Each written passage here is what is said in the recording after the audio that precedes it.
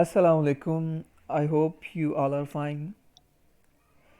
Today we are going to discuss group by and having class use in SQL. So what is group by? Group by is a class that enable SQL aggregate function for grouping of information.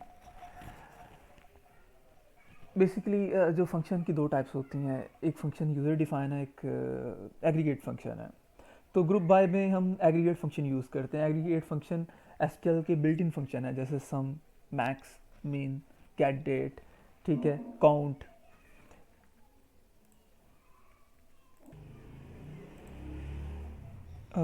साथ में इन्हीं aggregate function को use करते हुए हम group by का इस्तेमाल करते हैं और अपने डाटा को ग्रुप करते हैं, ग्रुप की फॉर्म में शो करते हैं by collaboration with select statement और range identical record. Select statement को यूज़ करते हुए जो हमारा आइडेंटिकल रिकॉर्ड है, जो सेम टाइप में आ रहा है, सेम ग्रुपिंग में आ रहा है, तो उसको हम शो करते हैं। ठीक है, इसको मज़ीद आपको एग्जांपल में समझ आएगी। तो हम कोई एग्जांपल लेते हैं जिसके ऊपर मैं ग्रुप बाय को आपको अप्लाई करके बताता हूँ। उस आफ्टरवर्ड हम हैविंग की तरफ चलेंगे कि हैविंग क्या है और उसका यूज़ क्या है।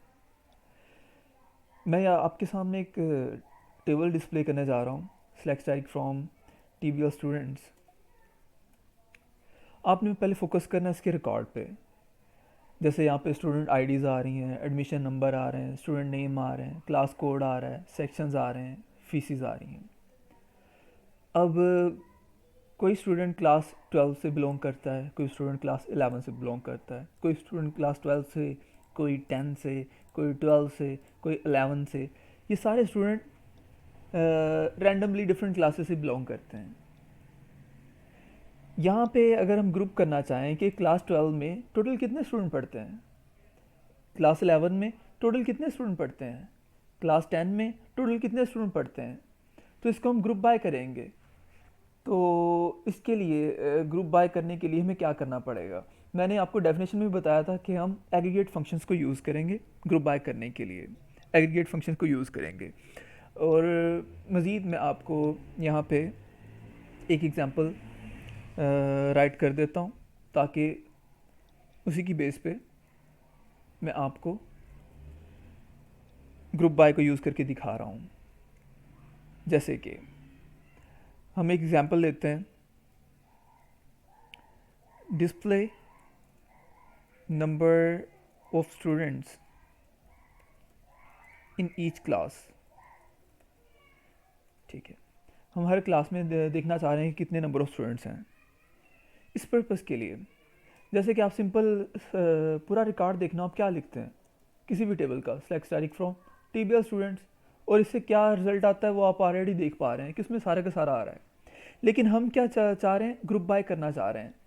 क्या देखना चाह रहे हैं? हर क्लास में पहले तो हम क्लास देखना चाह रहे हैं। तो मैं इधर सेलेक्ट की बजाय यहाँ पे प्रोजेक्शन करूँगा। जो हमारी रिक्वायरमेंट है क्लाइंट की तरफ से, वो हम प्रोजेक्शन में डील कर रहे हैं। क्लाइंट हमें कह रहा है कि हमें बताएं कि कौन कौन सी क्लास है। तो अगर सिर्फ इतनी मैं क्यूरी को रन करता हूँ तो सारी क्लासेस आ गई मेरे पास, 12, 11, 12, 10, 12, 11, और ये भी रिपीट हो रही हैं, 12, 12 रिपीट हो रही है, 11, 11 रिपीट हो रही है। बहरहाल वो चाह रहा है कि नहीं, क्लासेस रिपीट ना हो, एक क्लास का नंबर आ रहा हो, क्लास कोड आ रहा हो, साथ में उसके लिखा है कि कितने स्टूडेंट्स उसमें उसको ज्वाइन किए हुए हैं, क्लास में जितने कितने स्टूडेंट्स का एडमिशन है। क्लास कोड के साथ वो काउंट चाह रहा है कि उस क्लास में टोटल कितने स्टूडेंट हैं। तो यहाँ पे आप एग्रीगेट फंक्शन यूज़ करेंगे काउंट, ठीक है, स्टैरिक, ओके, क्लास में कितने स्टूडेंट हैं। और यहाँ पे आप साथ में इसको ग्रुप बाय कर रहे होंगे। ग्रुप बाय का इस्तेमाल हम यहाँ पे कर रहे हैं। ग्रुप बाय हम ग्रुप करना चाह रहे हैं बेसिकली इन दोनों को आपस में, कि हर क्लास में जितने स्टूडेंट्स हैं उसका काउंट आए। तो उसके लिए हम लिख रहे हैं ग्रुप बाय क्लास कोड। ठीक है जी, ग्रुप बाय क्लास कोड। यहाँ हमने एक कंसेप्ट लिखा है कि जो हमारी क्लासेस हैं, जैसे 12, 10, 11, 12 है, ठीक है, साथ में उसका आ रहा हो काउंट कि उसमें कितने स्टूडेंट पढ़ते हैं। और इस पूरे प्रोसेस को हमने पूरी क्यूरी को क्लास कोड के थ्रू ग्रुप बाय किया है, ठीक है। तो ये काउंट आ रहा होगा क्लास कोड की बेस पे आ रहा होगा। इसको मैं रन करता हूँ तो देखें यहाँ पे हमारे पास आ रहा है कि क्लास कोड एक क्लास 10 है जिसमें सिर्फ एक स्टूडेंट है, क्लास 11 है जिसमें 2 स्टूडेंट्स हैं, क्लास 12 है जिसमें 3 स्टूडेंट्स हैं। और देखिए यहाँ पे पता चल रहा है क्लास कोड है, ये क्या चीज़ है, उसके लिए ऊपर लिखा नो कॉलम नेम, क्योंकि हमने एग्रीगेट फंक्शन यूज़ किया, उसकी आउटपुट क्या आनी थी, उसको कोई नेम नहीं दिया हुआ था। आप इसे टेम्प्रेरी तौर पे एक नेम भी दे सकते हैं, जैसे मैं कहता हूँ टोटल स्टूडेंट्स या number of students,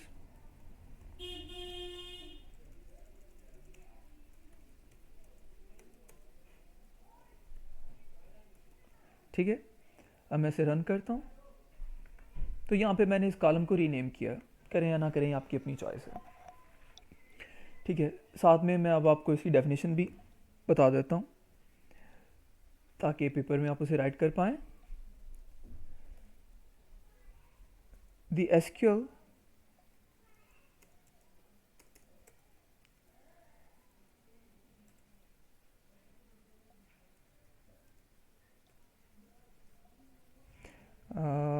group by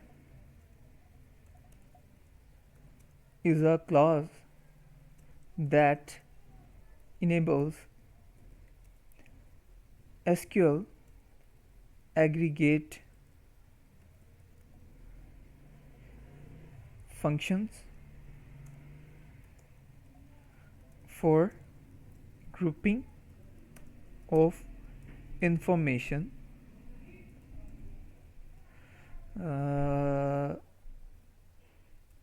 and group by clause is used in collaboration with select statement to arrange identical data. Identical data means जैसे क्लास 10 का डाटा रिपीट हो रहा था ना, तो आइडेंटिकल बार बार सेम डाटा आ रहा था हमारे पास, ठीक हो गया। तो ये थी इसकी डेफिनेशन, ओके। अब हम चलते हैं एक और एग्जांपल कर लेते हैं ग्रुप बाय की, ताकि मज़ीद हम इसको अंडरस्टैंड कर सकें।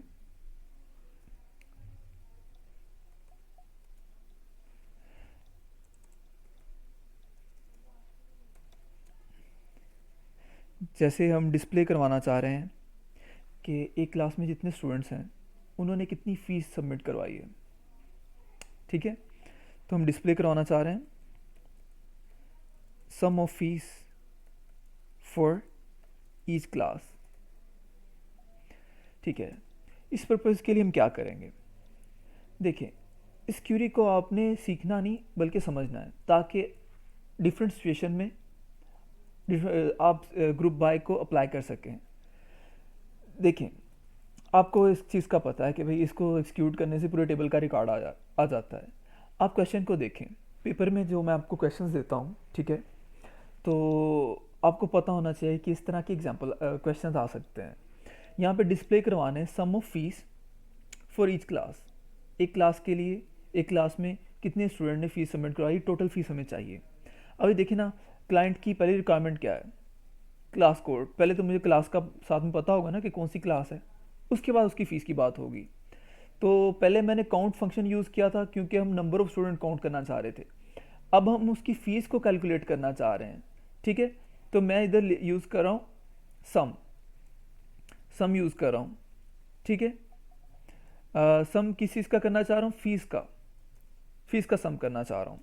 और सेम उसी तरह ग्रुप बाय कर रहे हैं किनको आपस में, इस एग्रीगेट फंक्शन को इस कॉलम के साथ, ठीक है, कि ये फंक्शन जो सम करे वो सारे स्टूडेंट्स की फ़ीस ना सम करे, बल्कि एक क्लास के स्टूडेंट की फ़ीस सम करने के बाद फिर दूसरी क्लास की के जितने स्टूडेंट हैं उनकी फ़ीस को सम करने के बाद फिर तीसरी, ऐसे सॉन वो चलता रहे, ठीक है।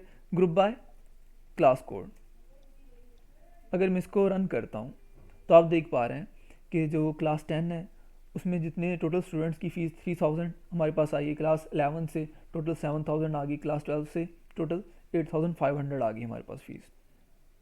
अच्छा, मैं साथ में आपको ना थोड़ा और क्लियर कर देता हूँ।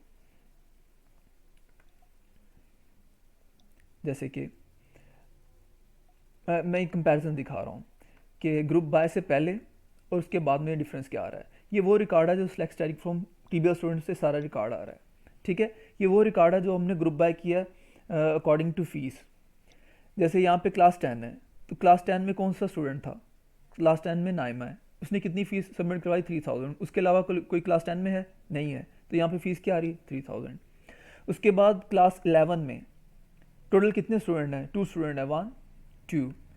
एक की फ़ीस क्या है? 2500, सेकेंड की 4500, तो टोटल कितना हुआ? 7000, ठीक है। और इसी तरह क्लास 12 में कितने स्टूडेंट हैं? 1 2 3, 2500, 3000 एंड 3000, टोटल कितना हुआ? 8500। और यहाँ पे भी आप देख रहे हैं ना, जो कॉलम का टाइटल है, ठीक है, क्योंकि हमने एग्रीगेट फंक्शन यूज़ किया वो ऑलरेडी, तो कोई ऐसी वैल्यू या फंक्शन हमारे टेबल में नहीं था, तो हमने ये टेम्परेरी तौर पे एक व्यू में दिखाया, तो इसको आप नेम देना चाहें तो दे सकते हैं। अच्छा, ये रीनेम करते वक्त अगर तो आप कोई एक वर्ड दे रहे हो, जैसे मैं कहता हूँ टोटल फ़ी, जो आप रीनेम करते हैं, ठीक है, अगर उसमें स्पेस नहीं आ रही तो आपको डबल कोटेशन लगाने की ज़रूरत नहीं है। अगर उसमें स्पेस आ रही है, जैसे मैं कहता हूँ टोटल फीस, अब मैंने स्पेस डाल दी, तब मुझे ज़रूरत है डबल कोटेशन डालने की, ठीक है। जैसे ऊपर मैंने स्पेस डाली थी तो मैंने डबल कोटेशन डाली, और जहाँ में स्पेस रिक्वायर्ड नहीं थी वहाँ पे मैंने अंडरस्कोर डाल दिया। और ये एज़ का कीवर्ड आपकी चॉइस होती है, लगाएं या ना लगा, लेकिन लगा दें तो ज़्यादा बेहतर होता है, ठीक है। तो अब वो सेम रिकॉर्ड ही आ रहा है, बार सिर्फ ये होगा कि कॉलम का ऊपर नेम मेंशन हो गया, ठीक है। I hope so second example में आप और मज़ीद अच्छी तरह से समझ पाए होंगे। अब हम चलते हैं हैविंग की तरफ। हैविंग क्या चीज़ है? हैविंग क्लास, इससे पहले जो ये बिल्कुल वेयर क्लास से की तरह ही है। वेयर क्लास क्योंकि हम सिंगल सिंगल जो हमारे सिलेक्ट के कॉलम्स थे उन पे अप्लाई करते थे, ग्रुप्स पे हम वेयर क्लास नहीं अप्लाई करते। यहाँ हमारे पास जो बन के आए हैं ना, ये ग्रुप बन के आए हैं, ठीक है। ये कोई हमारे सिलेक्टेड कॉलम्स नहीं है, ये ग्रुप्स हैं। ग्रुप्स के ऊपर वेयर क्लास अप्लाई नहीं होती, बल्कि ग्रुप्स के ऊपर हैविंग क्लास अप्लाई होती है, ठीक है। तो इसी तरह हैविंग क्लास जो है, we use where class only to place condition on the selected columns, whereas the having clause is used to place condition on groups created by group by class. क्योंकि ग्रुप बाय में हम where class को use नहीं कर सकते, इसलिए वहाँ पे हम हैविंग क्लास यूज़ करते हैं। तो मैं चाहूँगा इसको भी मैं थोड़ी ना एग्जांपल के थ्रू आपको क्लियर करूँ इस चीज़ को।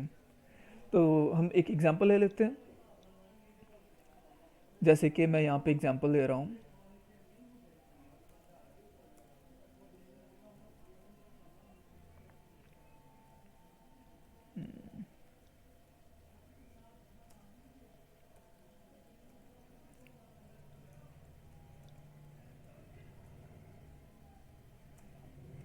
हैविंग क्लास हम यूज़ कर रहे हैं अब, ठीक है। एग्जांपल में क्या लें? एग्जांपल जैसे कि हमने डिस्प्ले करवाना है सम ऑफ फीसिस को, जो कि हमने ऑलरेडी भी ग्रुप बाय में डिस्प्ले करवाया था, लेकिन जो डिस्प्ले हुआ था उसमें फीसिस डिस्प्ले हुई थी, कोई 3000 थी, कोई 8500 थी, कोई 7000 थी। हम देखना चाह रहे हैं कि किस क्लास की फ़ीस 5000 से अबव हमें कलेक्ट हुई है, ठीक है, या 4000 से अबव कलेक्ट हुई है, या 5000 से लेस कलेक्ट हुई है। ग्रुप एक तो हमने क्लासेस को ग्रुप बाय किया, ग्रुप बाय करने के बाद उस पे ऊपर कंडीशन अप्लाई करने को हम कह रहे हैं कि हैविंग की क्लास को कैसे यूज़ करना है। तो एग्जांपल हमारी क्या है कि हमने डिस्प्ले करवाना है सम ऑफ फीस को which is more than 5000 for each class, ठीक है। इसके लिए मैं क्या लिखूँगा? ऑलरेडी मैंने ये काम किया हुआ है ना आपके सामने, ये देखें, ये हमने काम किया था ग्रुप बाय के थ्रू। क्या इसका रिजल्ट क्या आया था कि साथ में क्लास कोड आ रहे थे, उसके साथ फीसिस आ रही थी। मज़ीद इसके ऊपर हम कंडीशन अप्लाई करना चाह रहे हैं कि जिस क्लास की टोटल फ़ी 5000 से भी अबव कलेक्ट हुई है, हमें उसका रिकॉर्ड चाहिए। तो इसी क्यूरी से आगे आप लिखेंगे, यहाँ तक आपको तो इसकी अच्छी तरह समझ आ चुकी है। यहाँ पे आप लिखेंगे हैविंग, मैं ऑलरेडी भी क्लियर कर चुका हूँ कि हैविंग क्लास अप्लाई होती ग्रुप बाय पे, ठीक है। यहाँ पे वेयर इस्तेमाल नहीं होगी। हैविंग कि जो सम आ रहा है किसका, फीस का, ठीक है, वो ग्रेटर देन 5000 है तो दिखाओ, ठीक है। अब मैं क्यूरी को रन करता हूँ तो मेरे सामने सिर्फ वो रिकॉर्ड आ रहा है जो 5000 से अबव है। टोटल फ़ी में ये देखें ना 7000 था, तो ये 5000 से अबव है। 8500 5000 से अबव है। अगर मैं इधर ग्रेटर देन की बजाय कर देता हूँ लेस देन, तो कितने कौन से रिकॉर्ड आएंगे जिन क्लासेस की फ़ीस 5000 से लेस कलेक्ट हुई है। तो ये क्लास 10 है जिसकी फ़ीस 5000 से लेस कलेक्ट हुई है। तो ऐसे अब हम अपनी जो क्लाइंट की रिक्वायरमेंट है, ठीक है, उसकी बेस पे अगर वो उसकी रिक्वायरमेंट ग्रुप बाय करने के बाद है तो हम हैविंग अप्लाई कर देंगे। अगर उसकी रिक्वायरमेंट में कोई ग्रुप बाय नहीं है, सिंपल है, तो हम ग्रुप बाय भी यूज़ करने की ज़रूरत नहीं, और जो कंडीशन लगाएंगे वो वेयर क्लास की कंडीशन लगाएंगे, ठीक है। और मैं साथ में इसकी डेफिनेशन भी लिख देता हूँ ताकि आपको पेपर में इसको एक्सप्लेन करना आसान हो जाए आपके लिए।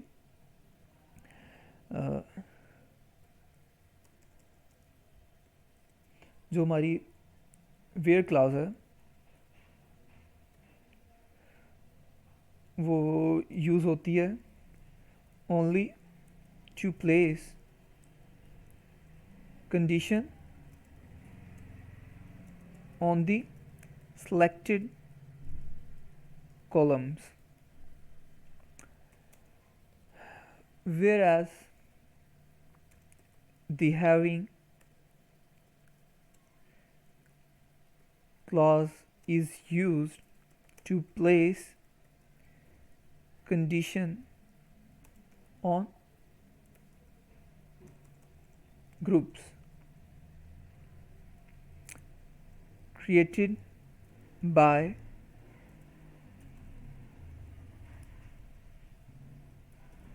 group by clause.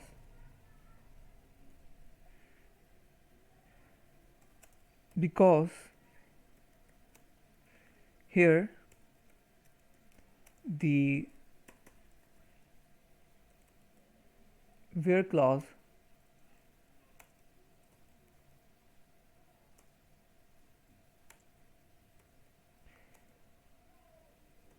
is not usable, ठीक है। ग्रुप बाय पे हम फिर क्लास यूज़ नहीं कर सकते, ओके, ठीक है। तो ये था हमारा लेक्चर जिसमें हमने ग्रुप बाय को डिटेल में पढ़ा, ग्रुप बाय किस लिए यूज़ करते हैं, कैसे इम्प्लीमेंट करते हैं, और हैविंग का उसमें यूज़ क्या है, ठीक है। अपना ख्याल रखिएगा, दुआ में याद रखिएगा। अल्लाह हाफ़िज़।